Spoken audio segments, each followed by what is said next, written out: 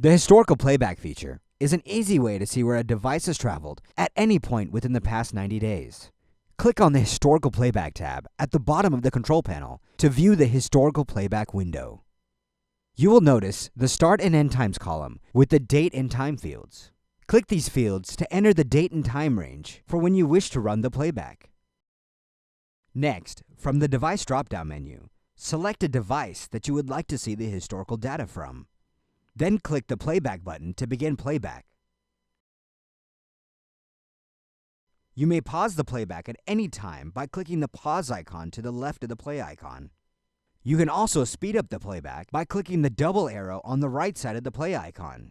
The more you click this, the faster the playback will be.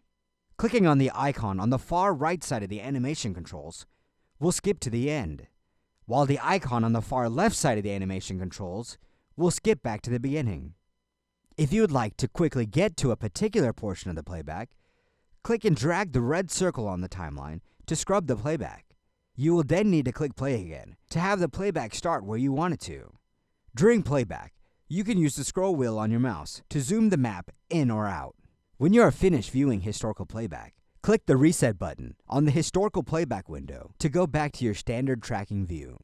If you have any questions, technical support is available Monday through Friday, 7 a.m. to 7 p.m. and Saturday, 9 a.m. to 4 p.m. Central Time.